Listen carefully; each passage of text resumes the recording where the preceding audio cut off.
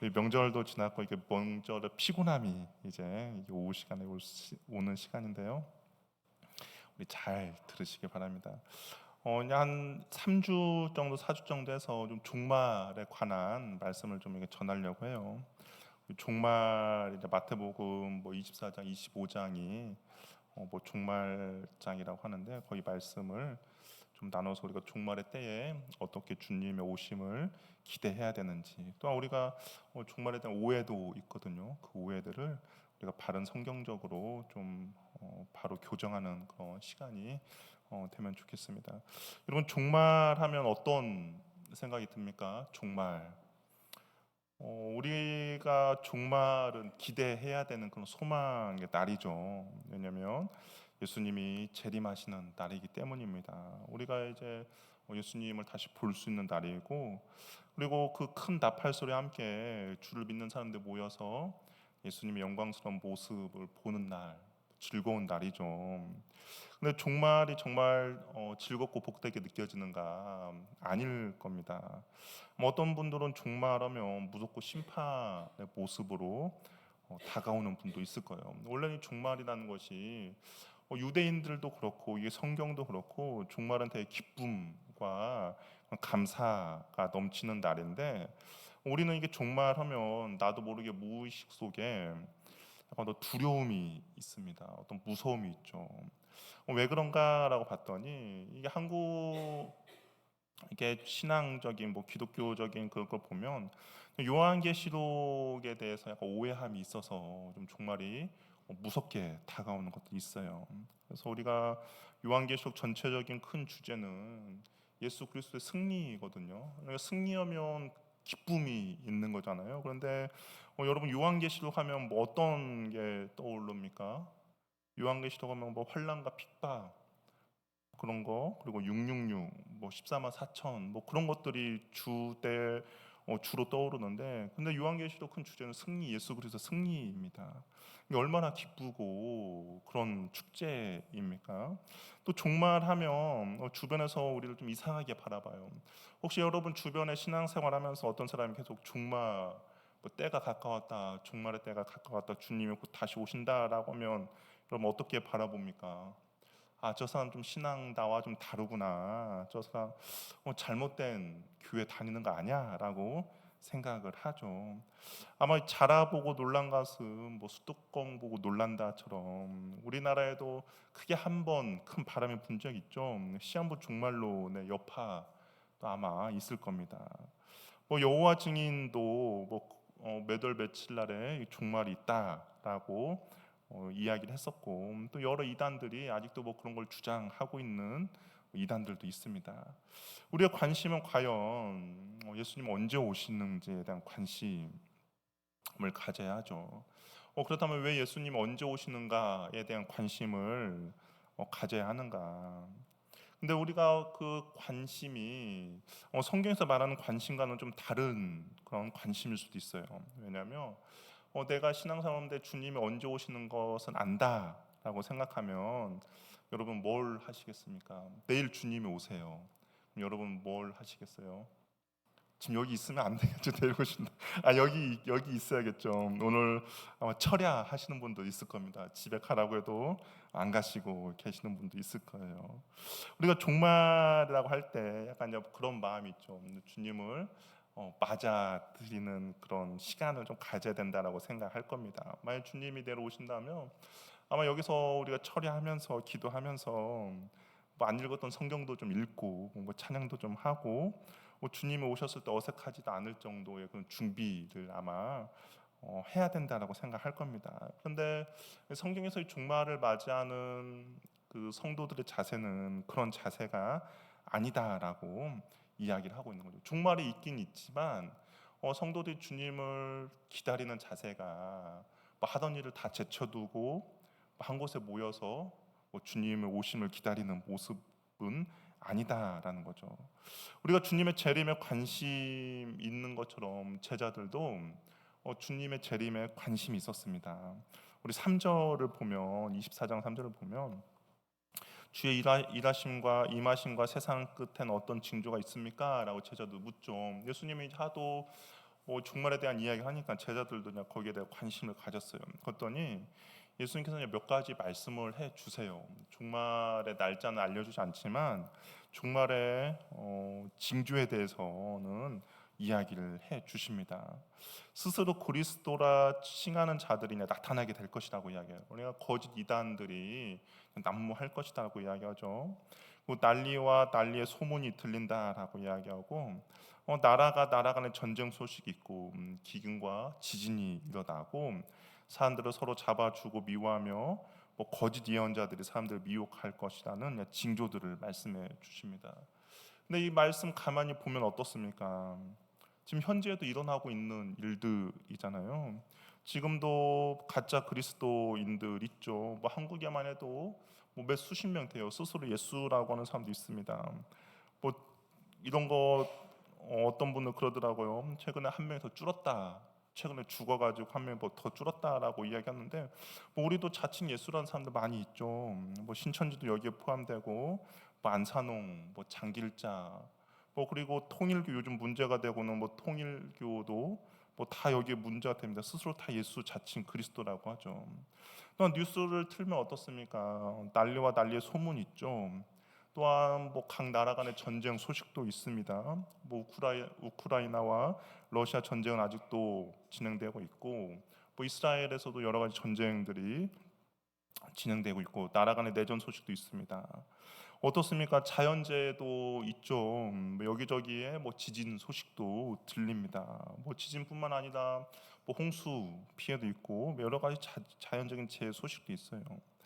종교적으로 이념적으로 세대 간의 갈등도 점점 심해지고 있습니다. 어찌 보면 예수님의 십자가 사건 이후 부활 승천하신 후 끊임없이 발생된 일들이 지금 현재 저 여러분이 살아가고 있는 이곳에서도 일어나고 있죠. 그렇기 때문에 우리가 지금 이 종말의 시대를 살아가고 있다 해도 과언이 아니죠. 성경적인 종말의 시대를 저와 여러분들이 살아가고 있어요. 근데 주님께서 뭐라고 말합니까? 이런 징조가 있다면 주님이 곧 다시 오실 징조라고 이야기하고 있죠. 그러니까 우리가 주님이 내일 오시더라도 전혀 문제가 되지 않는 그런 징조들이 지금 벌어지고 있다는 겁니다. 오늘 읽었던 우리 32절에도 예수님께서 이런 말씀하셨는데요. 무화과를 통해 가지가 연하여지고 잎사귀를 내면 여름이 가까운지를 알 수 있다라고 이야기합니다. 그러니까 무화과 나무 잎을 통해서 보면 이제 곧 여름이구나라는 걸 알고 있는 거죠. 우리도 그렇지 않습니까? 봄에 이게 벚꽃이 피면 이제 봄이 한창 오고 있구나. 개나리 꽃도 보면 이제 계절이 바뀌는 것이 실감나죠. 우리도 보면 이게 단풍 같은 거 보면 이제 곧 있으면 가을이 지나고 그냥 겨울이 오겠다라는 것들을 알 수가 있습니다. 그러니까 여러 가지 징조들이 있다라는 거예요. 특별히 우리 난리와 난리가 나고 지진 다음에 전쟁 나는 소식이 있는 것을 보면 33절 말씀처럼 주님이 이제 문 앞에 이르렀다라고 볼 수가 있는 것이죠. 언제 문을 열고 들어올지는 모르지만 지금 문 앞에 계신다라고 이야기합니다. 그러나 주님께서는 이 때와 시는 아무도 모른다라고 이야기해요. 천사들도 아들도 모르고 오직 아버지만 아신다라고 하죠. 주님께서는 정확한 날짜는 가르쳐 주지 않았지만 여러 가지 징조는 가르쳐 주고 있다라는 거죠. 분명히 성경에서는 그 주님의 때와 시는 모른다라고 분명히 말씀하고 있습니다. 근데 가끔가다 어떤 교만한 자들은 자기가 하나님과 친해서 자기에게만 알려주셨다라고 해서 때와 시를 말하는 사람들이 가끔가다 있어요. 우리는 그걸 들을 때마다 저 사람이 말하는 때는 절대로 안 오겠구나라고 확신하면 됩니다. 왜냐하면 만약에 그 사람이 그 이야기를 했을 때 주님이 오면 어떻게 됩니까? 주님이 거짓말한 거 되잖아요. 아마 주님이 오시려고 하다가도 저 사람이 말한 날짜는 절대 안 올 겁니다. 그러니까 그 날은 더욱더 편안하게 있어서 돼요. 절대로 안 오십니다. 종말은 정말 아무도 알 수 없는 것이죠. 그러나 우리가 징조를 보면서 주님이 오실 날이 다가왔구나를 알 뿐입니다. 마지막 순간까지도 우리가 해야 될 것은 그 징조 언제 올지 모르기 때문에 깨어서 그냥 평상시처럼 하루하루의 삶을 살아갈 뿐이다라는 것이죠. 그래서 주님께서는 노아의 때를 이야기를 해주세요. 노아의 때와 비슷한 점이 바로 그겁니다. 사람들은 노아를 통해서 심판 이야기를 들었어요. 곧 물로 심판이 될 것이다 라고 이야기했지만 사람들은 듣지 않았습니다. 노아가 방주에 들어가던 그 마지막 날까지 먹고 마시고 장가들고 시집 갔죠. 평상시와 동일한 삶이었습니다. 노아의 가족들이 구원을 받은 것은 뭐 홍수의 때를 예측하여 계산하기보다는 그냥 어떻습니까? 하나님의 말씀에 순종하여 준비된 모습으로 살았기 때문인 거죠. 하나님께서 비가 올 것이다라고 정확히 날짜를 가르쳐 준 것이 아니라 그냥 그 말씀 가운데 순종하고 배를 짓고 하다 보니까 하나님께서 이제 그 다 때가 됐음을 알려주었고 그리고 배에 타라고 한 것이죠. 그렇다고 해서 노아가 배에 탔다고 해서 바로 홍수가 난 게 아니죠. 우리가 창세기를 보면 아시겠지만 배에 탔습니다. 그러나 타고 나서 일주일 동안 아무 일이 없었어요. 일주일이 지나서 7일이 지나서 비로소 비가 내리기 시작했다는 것이죠. 이게 종말의 때는 깨어 있는 자와 그렇지 않는 자를 말하고 있다라는 겁니다. 그러니까 우리가 주님이 오심을 기다리면서 이런 공간에 모여서 주님을 맞이하는 것이 아니라 성경에서 종말의 때는 깨어 있으라라고 이야기를 하는 거예요. 그래서 여기에도 보면 두 사람이 밭에 있습니다. 깨어 준비된 한 사람은 데려가고 한 사람은 버려둠을 당하는 거죠. 두 여자가 맷돌질을 하는데 깨어 준비한 한 사람은 데려가고 한 사람은 버려둠을 당합니다. 그래서 깨어 있으라고 해요. 그러면 우리가 이제 이런 질문이 생기는 거죠. 깨어 있는 것은 뭔가? 분명히 종말의 때에 깨어 있으라고 했는데 그럼 깨어 있는 것은 뭘까? 도둑처럼 오신다고 하는데 그만 잠을 안 자는 것인가? 뭐 잠을 안 자면 우리가 군대처럼 불침번을 뭐 가족끼리 서야 합니까? 뭐 2시간씩 서야 되고 뭐 저희 집은 5명이니까 그래도 좀 더 많은 잠 자는데 뭐 한 명 있는 집은 막 고생하고 막 그런 건 아니잖아요. 뭐 6시간을 자면 뭐 1시간을 줄여야 되는가? 깨어 있는 것이 과연 그런 건가? 우리가 깨어 있으라고 했을 때 주님께서 그냥 막연히 깨어 있는 것이 뭔가 오늘 힌트를 주셨어요. 힌트는 뭐냐? 우리 45절에서 51절 말씀에 있다라는 겁니다. 이것이 이제 중요한 거죠. 그러니까 이 말을 하려고 앞에 길게 이야기를 지금 한 거예요. 깨어 있는 것이 뭐냐? 45절에서 51절에 힌트가 있는데 여기 보면 45절에 이렇게 되어 있죠. 충성되고 지혜 있는 종이라고 하고 있습니다.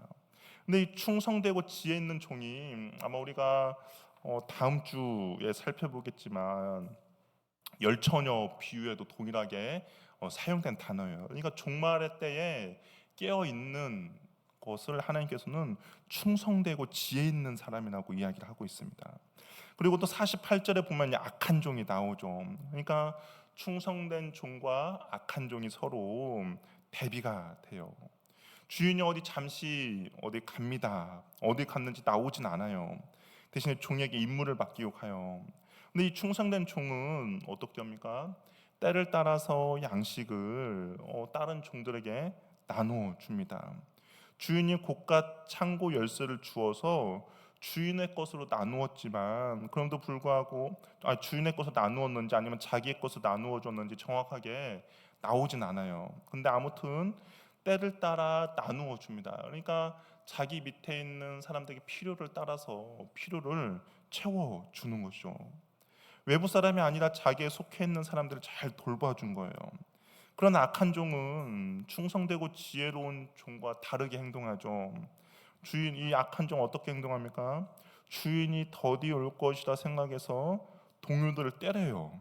대신에 술 친구들과 더불어 먹고 마십니다. 그러니까 자기에게 맡겨진 사람을 때에 따라서 뭔가 나눠주고 그런 것이 아니라 오히려 더 괴롭힌 사람인 것이죠. 근데 주인이 돌아왔을 때 이제 평가가 달라집니다. 그러면서 충성되고 지혜로운 종에게는 주인의 칭찬이 있죠. 그러면서 주인의 모든 소유를 맡게 됩니다. 이에 반해 악한 종이 처하는 벌은 엄히 때리고 외식하는 자가 받는 벌에 처하게 된다라고 성경은 이야기해요. 외식은 무엇입니까? 겉으로는 안 그런 척하지만 속으로 딴 마음을 품는 거잖아요. 성경에서 제일 외식하는 사람이 누구예요? 우리가 알고 있는 바리새인들 아닙니까? 바리새인들이 얼마나 경건의 모습이 있어요. 금식기도도 일주일에 금식기도도 하고 11조도 열심히 합니다. 말씀도 얼마나 잘 지키는지 몰라요. 매일 시간을 정해서 기도해요. 아마 신앙의 그런 모습으로는 최고의 사람들입니다. 근데 이 바리새인들에게 한 가지 없는 게 있어요. 뭐가 없을까요? 여러분이 바리새인들 생각하면 바리새인들에게 한 가지 없는 것이 있습니다. 하나님의 말씀에 비교해 봤을 때 뭐가 없을까요? 바리새인들에게 뭐가 없는 것 같습니까? 사랑이 없죠. 그렇죠? 바리새인들은 보면 사랑이 없어요. 이 사랑이 있으면 사람을 긍휼히 여기고 불쌍히 여기고 그리고 품어주고 보듬어 주는데 바리새인들에게는 그 사랑이 없습니다. 그냥 모든 것들을 자신의 의로, 자신의 기준으로 평가하는 거죠. 이 악한 종은 자기보다 힘이 약한 동료를 어떻게 해요? 괴롭혔습니다. 때렸어요. 불쌍히 여겨주는 것이 아니라 자기에게 유익이 없는 사람을 어떻게 합니까? 함부로 대했죠. 바리새인들 종교에는 열심을 가졌습니다.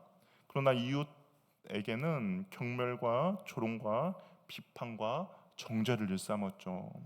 사랑 없이 율법의 조항에만 열심을 가진 사람들입니다. 우리가 선한 사마리아 비유 아시잖아요. 한번 선한 사마리아 비유로 잠깐 한번 생각해 봅시다. 어떤 사람이 강도 입은 사람이 쓰러져 있습니다. 그 사람을 율법적으로 볼 때는 어떤 사람이에요? 부정한 사람이잖아요. 근데 분명히 대제사장이 지나갔고 레위인이 그냥 지나갔습니다. 근데 여러분들이 만약에 그 율법을 정확하게 지키는 사람들이었어요. 근데 대제사장이 와서 내가 오다가 저기에 어떤 한 누워 있는 사람, 이게 그 사람도 부정한 사람이 있었는데 내가 피해서 여기 오느라고 힘들었어. 그럼 여러분들이 만약 그 이야기를 들었으면 뭐라고 해줄까요? 만약 여러분들이 그렇게 누군가가 그렇게 이야기했다. 만약 그 공동체 사람들이었다. 그럼 뭐라고 이야기하겠습니까? 잘했다고 이야기하겠죠. 야, 부정한 사람 그 피해서 오는 게 얼마나 힘들어. 진짜 잘했구나, 수고했구나라고 이야기를 했을 겁니다. 아닐까요? 아마 그랬을까요? 그 분위기 당시 있는 그 부정을 피해야 되고 제사장이면 야 진짜 잘했다. 하필이면 부정한 사람이 거기에 있어서 하마터면 너 재수 없을 뻔했네라고 아마 동조하고 이야기했을 겁니다. 무엇이 없는 거예요? 율법과 말씀이 있지만 사랑이 없는 것이죠. 그렇기 때문에 그 불쌍한 사람을 보고 그냥 지나쳐 온 거 아니겠습니까? 사랑 없이 율법의 조항에만 열심을 가졌던 사람인 거죠. 그러나 충성된 종은 어떻게 했어요? 그 집사람들을 맡아 때를 따라 양식을 나누어 주었다라고 이야기합니다. 자기에게 맡겨진 영혼들을 어떻게 하면 배불리 먹여줄까, 어떻게 하면 도와줄까 고민한 것이죠. 영혼을 먹이고 입히는 일에 힘쓰고 애썼다라는 겁니다. 주님은 이 사람을 충성되고 지혜롭다라고 이야기해요. 이것이 바로 깨어있는 사람이다라고 이야기를 합니다. 정말 깨어있는 것은 모든 내 삶을 다 팽개치고 산속에 들어가서 밀린 회개하고 안 읽던 성경 읽고 기도하고 찬양하는 것이 깨어있는 사람이 아니라 내가 속해 있는 공동체 가운데 사랑을 베풀어 주는 것이 바로 깨어있는 삶이라고 이야기를 하고 있는 겁니다. 종말의 때에 깨어 있다라는 것은 바로 사랑을 베푸는 그런 행위라는 것이죠. 충성되고 지혜 있는 종의 형편이 좋은 상황은 아닙니다. 왜냐하면 종말의 때이기 때문인 거죠. 종말의 때는 아까 어떤 일이 벌어진다고 했습니까? 난리와 난리가 일어나고 전쟁이 일어나고 여러 가지 사랑이 없는 그런 상태이죠. 여기저기 예수라고 사람들을 혼란케 하는 상황입니다. 전쟁의 소식이 들려옵니다. 주인도 없는 상황이에요. 나의 형편도 상황도 좋지 않지만 내 옆에 있는 사람을 섬기며 사랑해주는 사람이 바로 지혜롭고 충성된 사람이라는 것이죠. 그래서 종말에는 두 종류의 사람이 있죠. 옆 사람을 섬기고 도와주는 사람과 옆 사람을 괴롭히는 사람으로 나뉘게 됩니다. 종말을 살아가는 성도의 삶이 어떤 삶인지 명확하게 말씀하고 계세요. 종말론적인 삶을 살아가는 것은 주님이 언제 오실지는 알 수 없지만 무엇입니까? 이웃을 사랑하고 사는 것이 바로 깨어 있는 거다고 이야기를 하고 있는 것이죠. 열심히 공부하고 열심히 직장 생활하는 것은 나를 사랑하는 거죠. 도덕적으로 사는 것이 이웃 사랑이 아닙니다. 내 옆에 있는 사람들을 섬기며 사랑해주며 격려해주는 것이 바로 이웃 사랑이죠. 나의 필요를 채우기 위해 열심히 사는 삶이 아니라 나도 불편하고 나도 여유도 없지만 내 이웃을 사랑하고 섬기는 삶이 종말을 준비하는 삶이며 충성되고 지혜로운 삶을 사는 방법이다라고 예수님께서 이야기하고 있습니다. 종말에는 바울이 이야기했죠. 많은 사람이 사랑이 식어 버릴 때라고 이야기해요. 아까 지혜롭지 못한 사람, 이 사람은 특별히 사랑으로 행하지 않은 거잖아요. 그런데 종말의 때는 그런 사랑이 식어버린다라고 이야기합니다. 디모데후서 3장 2절에 말세는 자기만을 사랑하는 시대라고 이야기해요. 아까 이 악한 자는 어떻겠습니까? 자기의 유익을 위해서 했죠. 자기 친구들 불러서 술 마시고 그냥 자기의 기쁨으로만 살아갔던 사람입니다. 그러나 지혜로운 사람은 어떻겠어요? 그 밑에 있는 사람의 때를 따라서 필요한 것들을 채워주며 나아간 것이죠. 그리스도인은 세상의 풍조를 따라 사는 것이 아니라 세상의 풍조를 거슬러서 살아가야 하는 것이죠. 세상은 점점 악으로 빠져갑니다. 세상은 점점 이기적인 세상으로 변하게 되는 것이죠. 사랑이 없어지는 세상입니다. 그러나 그리스도인들은 그 세상의 풍조를 따르는 것이 아니라 세상의 풍조를 거슬러 올라가는 삶의 모습을 보여줘야 하는 것이죠. 세상을 본받는 것이 아니라 하나님이 기뻐하는 뜻이 무엇인지 깨달아 분별하며 살아가야 한다라는 것이죠. 사랑이 식어버리고 자기만을 사랑하는 말세 때에 깨어있는 성도의 모습은 이웃을 사랑하며 이웃의 필요를 채워주며 이웃을 섬기는 모습이라는 것이죠. 우리 한번 앞뒤 좌우를 한번 보시겠습니까? 한번 앞뒤 좌우를 한번 살펴보세요. 예, 이분들이 내가 바로 사랑하며 섬기며 필요를 채워줘야 할 내가 종말의 때에 깨어 있을 그런 통로의 역할을 하는 사람들이라는 겁니다. 사랑이 식어버리면 자기만을 사랑하는 말세 때에 깨어 있는 저와 여러분이 되기를 바랍니다. 때를 따라 양식을 나눠줘야 할 이웃들이 있다면 양식을 나눠주고 무엇인가 필요가 있고 무엇인가 채워줘야 할 이웃이 있다면 우리가 기꺼이 채워주며 사랑하며 나가는 저와 여러분 되기를 바랍니다. 종말의 때에 깨어 사랑을 실천하며 부족함이 없는 저와 여러분이 되어서 우리 사랑하는 주님이 이 땅 가운데 오실 때 깨어서 그 주님을 기꺼이 기쁨으로 맞이하는 저와 여러분들이 되기를 바랍니다. 찬양하며 우리 함께 기도하도록 하겠습니다.